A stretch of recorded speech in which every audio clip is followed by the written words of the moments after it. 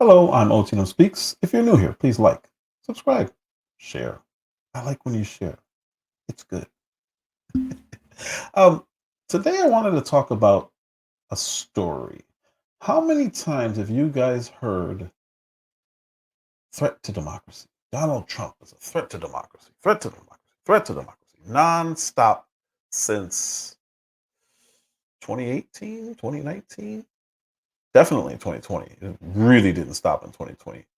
They really ramped it up after J6, but they were saying it long before. They didn't like how he talked. They didn't like how he tweeted.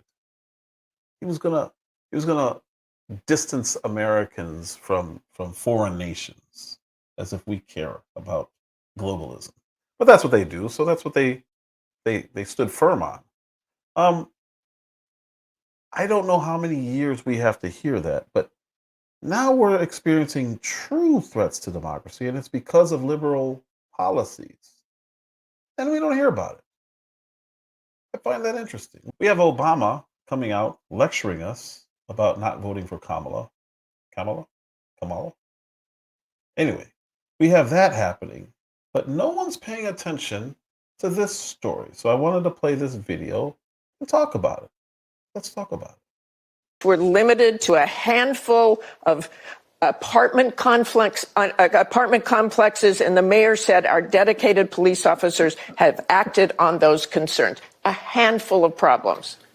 A handful of problems. Now, this is the Venezuelan story, which I've released videos about.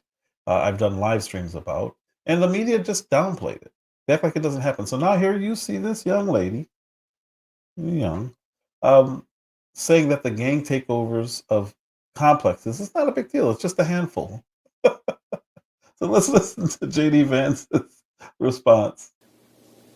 Only, Martha, do you hear yourself? Only a handful of apartment complexes in America were taken over by Venezuelan gangs, and Donald Trump is the problem and not Kamala Harris's open border. Americans are so fed up with what's going on, and they have every right to be. And I really find this exchange, Martha, sort of interesting because you seem to be more focused with nitpicking everything that Donald Trump has said rather than acknowledging that apartment complexes in the United States of America are being taken over by violent gangs. I worry so much more about that problem than anything else here. We've got to get American communities in a safe space again. And unfortunately, when you let people in by the millions, most of whom are unvetted, most of whom you don't know who they really are, you're going to have problems like this. Kamala Harris, 94 executive orders that undid Donald Trump's successful border policies. We knew this stuff would happen. They bragged about opening the border, and now we have the consequences, and we're living with it. We can do so much better, but frankly, we're not going to do better, Martha, unless Donald Trump calls this stuff out. I'm glad that he did. And what's interesting about that is Biden's policies, which she has endorsed and said she wouldn't do anything different. So leaving the border open, giving temporary protected status to these Venezuelans is directly causing the issues that are happening here. And in this case, Aurora, Colorado. Just a handful of apartment complexes. But that's not it. The threat to democracy, I believe, would be allowing an invasion like we are on the southern border. But now, Mel W. actually brought this up about Afghanistan and how during the Demic time, we were just allowing them to come over because we ran away from the war in Afghanistan, and we did not pull out the way Trump told them we were going to pull out. We just left weapons, and people who came in, including this gentleman, literally want to kill you. Lawmakers and many Americans are furious over the handling of an Afghan national arrested and accused of conspiring to carry out a terror attack on Election Day next month. Now, the DOJ has not updated court filings, and the FBI is keeping details classified. Chad Pergram is on Capitol Hill with more on what we do know. Chad. Emily, good afternoon. We don't know much about the plot itself or Nasser Tawhidi, but we do know he had loose ties to the government. He escaped Afghanistan as part of the military's botched withdrawal in 2021. Oklahoma Senator James Lankford was briefed before the arrest. They planned to be able to kill as many Americans as they possibly could on Election Day. FBI was tracking them, was aware of the threat, was trying to determine other people that they are connected to be able to see how large the threat really was. But here are the big questions. Was the suspect radicalized in Afghanistan, or did he become radicalized after coming to the U.S.? Plus, lawmakers want to know if he bypassed strict vetting. The administration says no. The individual came in through parole, an Afghan national. If we obtain information subsequently that suggests the individual could be of danger, we take appropriate law enforcement action. That is exactly what we did in this case. If he was heavily vetted, how did this happen? Shouldn't we have taken appropriate steps and sent him back to Afghanistan? I find this strange. But anyway, sorry. Some Afghans who helped the U.S. or had ties to Washington were given special visas, but Republicans are skeptical there was any thorough review. We knew that there was no real vetting process of Afghan nationals coming into the United States. There were major concerns about potential terror plots to the homeland. But did Alejandro Mayorkas care? No, he covered up. Now, lawmakers are worried about other terrorism plots to disrupt the election. Lankford says Attorney General Merrick Garland briefed him about the case, but other lawmakers don't understand why the administration is being so coy. Following up on Jackie's question from earlier on the Afghan terror suspect, NBC is reporting that he was a security guard for the CIA before he came to the U.S. He was a security guard for the CIA. Do we not vet people before we allow them into the CIA? If he's an asset, okay, whatever. But a security asset in the CIA? And that he passed 2 rounds of vetting. Does the administration believe there was adequate vetting? So what I can say is I cannot comment on this directly because it is an active investigation. It's an active investigation, so we can't comment on that.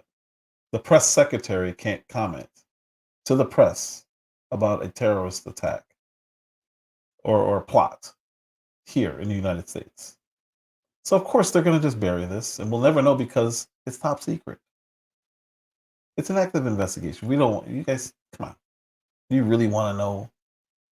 As you know, that the Department of Justice is currently moving forward with, so I'm going to be really careful. What I can say is every Afghan national who entered the U.S. was screened and vetted by intelligence, law enforcement, counterterrorism professionals, and with every new information that emerges, if that individual could pose a threat to public safety, we take immediate action, and we take that action. And so I'm going to be not going to speak to this particular case, but I can speak more broadly, and that's the actions that we normally take. That's how we move forward.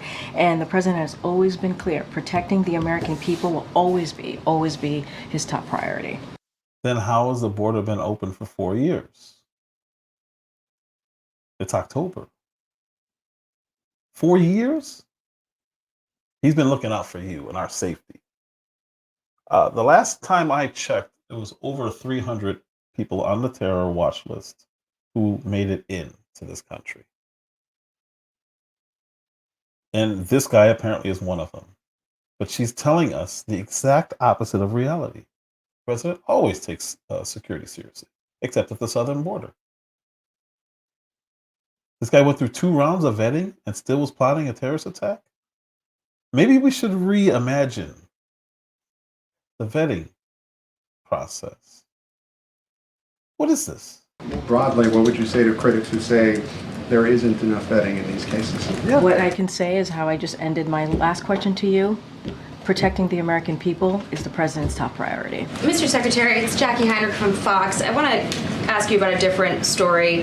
This Afghan national who was working for the CIA in Afghanistan was arrested for planning an election day terror plot.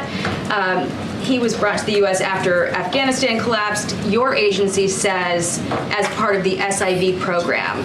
The State Department is telling us he was not part of the SIV program, which had strenuous vetting. They say he was never issued an SIV or immigrant visa, and DHS paroled him into the U.S. They further expect the court document to be updated to reflect this from DOJ side. So, Mr. Secretary, how was this man brought into the U.S.? What screening did he undergo? What did he apply for to get here? Jackie, I'm here in North Carolina communicating with the individuals who are still conducting search and rescue operations. Over 200 people have lost their lives in Hurricane Helene. What does that have to do with the question she just asked? He's acting like he's the one who's dragging people out of flooded cars and flooded homes. You can't answer a question? Because the topic of this press conference happened to be about the hurricane and the response? The slow response that you are responsible for? This is why he got impeached. He doesn't answer questions. He believes that he's above answering questions. We have reports that at least 10 individuals have lost their lives as a result of Hurricane Milton. I'd be very pleased to answer your question in a different setting, but we're here to talk about emergencies and the support that we can deliver to people in desperate need. Thank you. I appreciate that, Mr. Secretary, but we're getting conflicting answers from your agency and from the State Department about a man who was arrested for an election day terror plot. How do you not have those answers prepared? Jackie, that's not what I said. What I said is I'd be pleased to discuss this issue at a different time, but I am here to speak about disasters that have impacted people's lives in real time, and that is a subject that I'm addressing today. Mr. Secretary, can you assure people that appropriate steps have been taken to secure the country against these kinds of threats? Because the outstanding question is whether this man was radicalized before the U.S. government brought him here or afterward. And people should be concerned about that. Yeah. Jackie, your persistence in questioning can be matched by my persistence in answers. All right, we're going to go. Did you hear her laugh? That was so fun, so clever, Alejandro. This is why he was impeached. This is why she somehow got a promotion. He told her, how dare you ask questions about a terror plot in the United States on election day? Threat to democracy. Threat to democracy? No, Trump has to be involved for it to be a threat to democracy. It's the only way